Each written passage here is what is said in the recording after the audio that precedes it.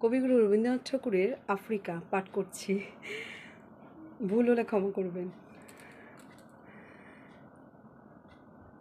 উদ্ভ্রান্ত সেই আদিম যুগে স্রষ্টা যখন নিজের প্রতি অসন্তোষে নতুন সৃষ্টিকে বারবার করছিলেন বিধ্বস্ত, তার সেই অধৈর্যে ঘন ঘন মাথা নাড়া দিনে রুদ্র সমুদ্রের বায়ু প্রাচীন ধরিত্রীর বুক থেকে ছিনিয়ে নিয়ে গেল তোমাকে আফ্রিকা, বাঁধল তোমাকে বনস্পতির নিবিড় পাহারায় কৃপণ আলোর অন্তঃপুরে।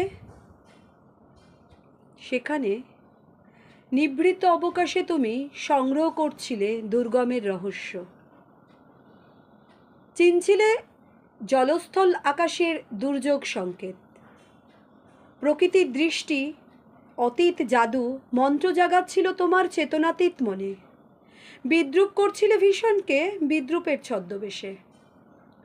শঙ্কাকে চাচ্ছিলে হার মানাতে, আপনাকে উগ্র করে বিভীষিকার প্রচণ্ড মহিমায় তাণ্ডবের দন্দিভি নিনাদে। হায় ছায়াবৃতা, কালো ঘোমটার নিচে অপরিচিত ছিল তোমার মানব রূপ, উপেক্ষার আবিল দৃষ্টিতে।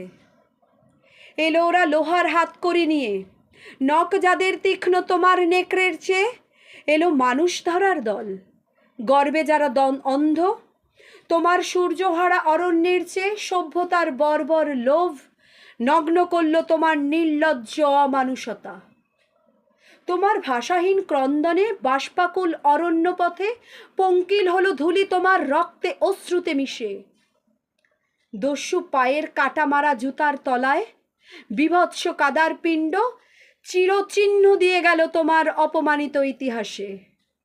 সমুদ্র পারে সেই মুহূর্তেই তোমার পাড়ায় পাড়ায় মন্দিরে বাজছিল পুজোর ঘণ্টা। সকাল সন্ধ্যায় দয়াময় দেবতার নামে শিশুরা খেলছিল মায়ের কোলে। কবির সঙ্গীত বেজে উঠল সুন্দরের আরাধনায়।